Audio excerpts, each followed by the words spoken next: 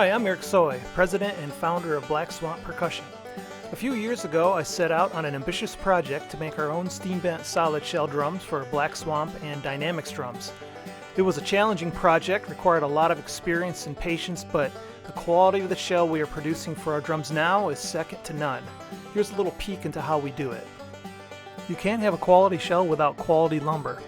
I handpick all the lumber to sort out architectural grade lumber with the very best figuring. This is one of our suppliers where I'm able to pick through pallet loads of domestic and exotic wood. Once I get the lumber back to the shop, boards have to be sorted again to eliminate flaws or trouble spots. And it's not just about what to exclude, it's how I cut the lumber so that the figuring is nicely centered on the shell. And depending on the thickness of the board, it may need to be resawed into a few shell bodies or simply planed down. After cutting the angled scarf joints on the board ends, the pieces are ready to bend. Shown here is ambrosia maple, cocobolo, bocote, maple, and zebra wood. The bending process is done with proprietary tools and equipment that I built myself. I can't show you that part, but here's what the shells look like after they've been bent, dried, and glued up.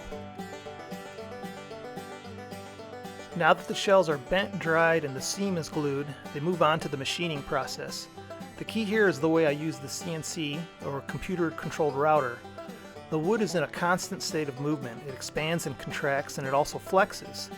I put a few years into developing all the equipment for this process to account for all these factors. The goal was, and still is, to craft solid shells that are dimensionally accurate, stable, and look and sound great. These shells are not only used by us, but some of the most important names in the drum industry. No matter what drums you play, make sure the soul of its sound is a Black Swamp solid shell, made right here where we live in beautiful West Michigan.